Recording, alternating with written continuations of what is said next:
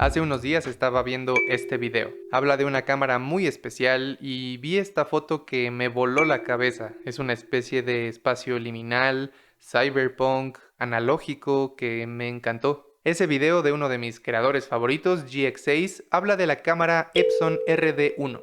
Descontinuada en 2007, fue la primera cámara sin espejo, innovando en muchísimos aspectos y dando pie a una nueva era de la fotografía digital. Pero lo que más llamó mi atención de este video fue que menciona la principal y más importante característica de esta cámara, y es que su creación fue exactamente entre la era de la fotografía analógica y la digital. Además de que las fotografías que podías obtener con esta cámara eran una mezcla casi mágica entre lo digital y lo análogo. Pensando en todo esto, tuve la idea de recrear esta fotografía tomada con esa cámara, pero en un software en 3D. Quisiera de alguna manera recrear esa magia de la fotografía analógica, pero con mi computadora. Básicamente me gustaría poder tomar un rollo de 35 milímetros, de alguna manera meterlo a mi computadora y poder tomar una fotografía. Además, para hacerlo un poco más interesante, voy a recrear esa fotografía utilizando mi software 3D, que voy a estar utilizando Blender, pero me voy a poner como tiempo límite 4 horas. Así que comencemos.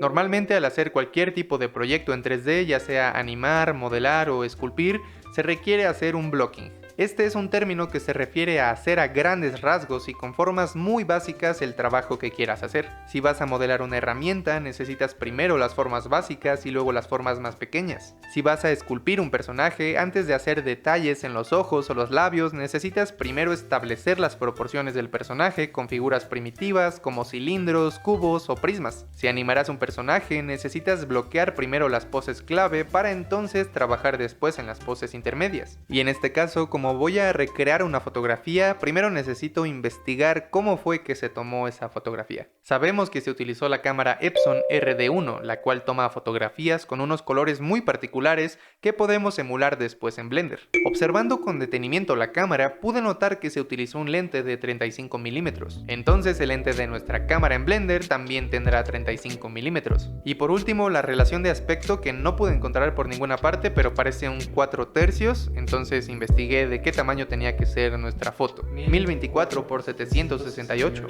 Y ya sabiendo los aspectos técnicos de esta foto, ahora quedaba analizar qué es lo que se verá en cuadro antes de empezar a hacer detalles.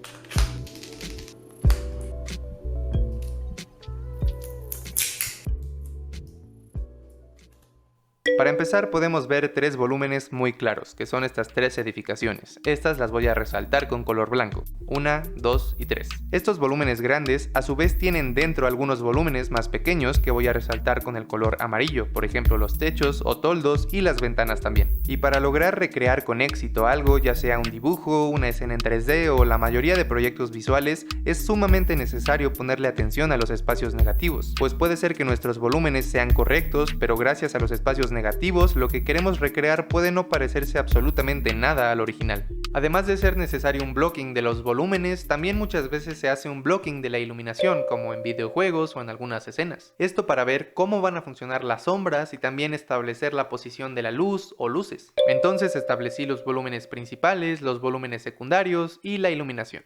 Así es como quedó el blocking.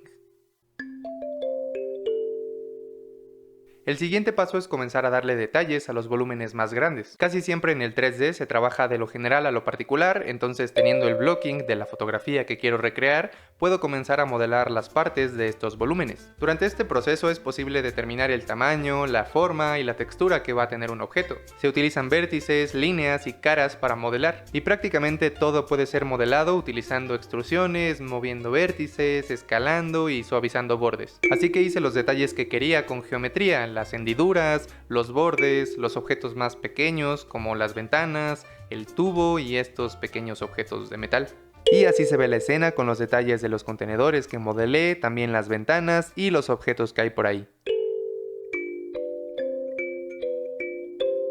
El detalle en 3D puede ser alcanzado de diferentes maneras. Es posible modelarlos con geometría, utilizar materiales procedurales, se utilizan también fotografías de la vida real, se utilizan también materiales PBR, que significa Physics Based Rendering, que básicamente pueden simular cualquier textura o material de la vida real, y también se pueden hacer materiales a mano, que es como si dibujaras en un papel, solamente que en un modelo tridimensional. Para recrear esta fotografía utilicé una mezcla de todos los materiales, utilicé materiales procedurales que yo creé utilizando los nodos de Blender, utilicé una textura PBR para el metal y el suelo, pero no la utilicé por completo, sino que la mezclé con algunos materiales que yo hice. Los detalles como de suciedad en el piso y lo desgastado de los techos los hice a mano para que se parecieran lo más posible. Algunos materiales quise que fueran únicamente procedurales porque es algo que quiero practicar mucho más, pues es una herramienta súper interesante y súper poderosa que tiene Blender. Entonces hice el metal de los contenedores con ayuda de un material PBR y uno que hice yo, la tela de los toldos, ese fue completamente procedural, el marco de las ventanas, que también fue completamente procedural, el interior de ellas, y la textura del suelo, que fue una mezcla de material procedural con uno PBR más los detalles de la suciedad que yo hice. Y es fascinante ver cómo poco a poco los materiales en conjunto como que le van dando vida a una escena o a una imagen cuando eran solamente polígonos hechos de vértices y bordes y caras.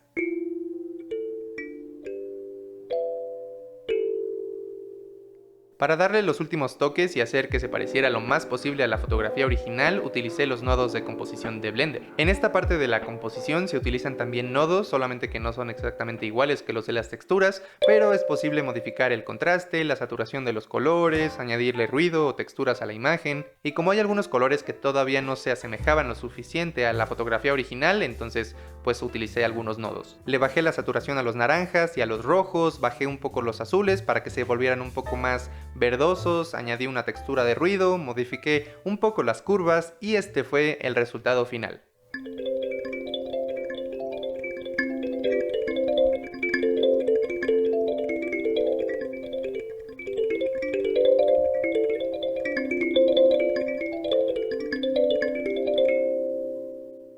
Espero que te haya gustado mucho este video, que lo hayas encontrado útil, muchas gracias por verlo hasta el final y nos vemos en el próximo.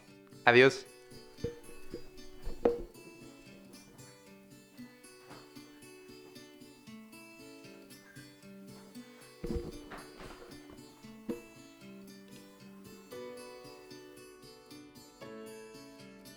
A ver, suscríbete.